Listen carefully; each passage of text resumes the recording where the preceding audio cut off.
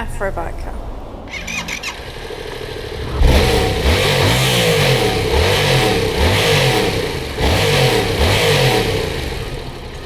Okay, Yamaha MT-07. We're out here at West Coast Motorcycles doing a test ride. Let's go. Alright people, so it's got a top box on the back.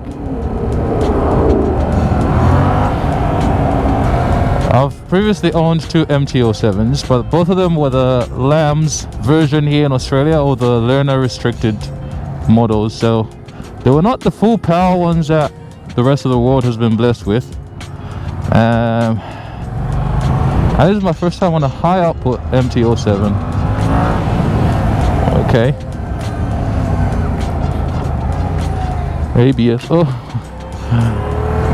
Mandem's asleep. So this is a 2017 high output Yamaha MT-07. I'm pretty sure the engine has stayed unchanged ever since they got released. It's just been a few aesthetic updates here and there, an updated dash. In the new generation you got the new headlight as well. But other than that, it's the same bike. And this one's going for 8,500 Australian dollars at West Coast Motorcycles. So they said they've got quite a few of them in stock from the Department of Transport. So they were being used by, I believe, Department of Transport assessors. It's a grunty little thing and it's properly smooth. So the reason I'm interested in this is because you don't get a mixture of fun and reliability often. Most bikes that are going to be fun are going to have you sitting at the workshop every second ride, but MT-07s and MT-09s have proven reliability. So yeah, and I was actually happy with the keeps making a windy sound. I don't know what that's about.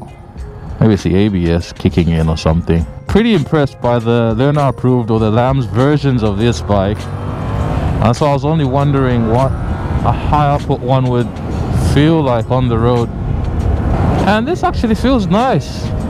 Okay, we'll take it in the burbs. Yeah, and these things sound sick with an aftermarket exhaust. I mean, crazy sick. And I'll get off just to show you what it looks like. Let's come through here. Come through, brother. That box, the top box keeps making me think there's someone behind me. 2017 MT-07. Still got the Gen 1 headlight, it looks like. This thing looks nice, man. Just look at it. Looks nice, especially in the blue. That's the stock pipe. When you have the full aftermarket Akrapovic or whatever exhaust, pretty much anything, they sound absolutely amazing. So the problem with this bike is everyone's got one or has had one. Everybody.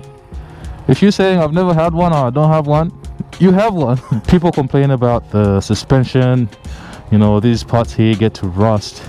You have rust in the frames somewhere and stuff like that. All that stuff that you read up on forums. But the engine, this part of the bike is solid, absolutely solid. If you have a look online, you have heaps of examples of these bikes selling for more than 100,000 kilometers.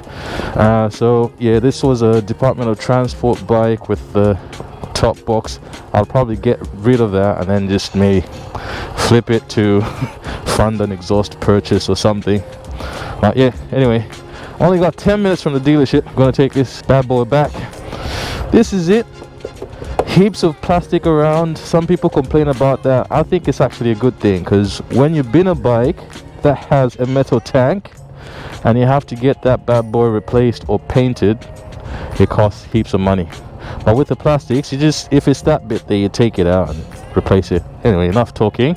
You got a gear indicator, you got your fuel gauge there, you got your rev counter at the bottom, your speedometer. You can,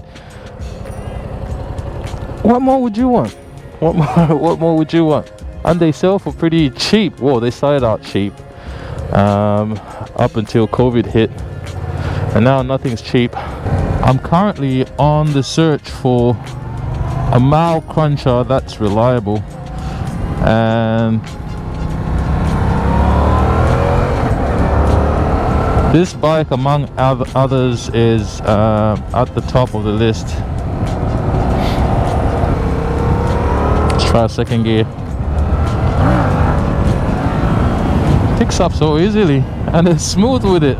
The soft suspension that people complain about on the track or for track purposes is actually really good for commuting.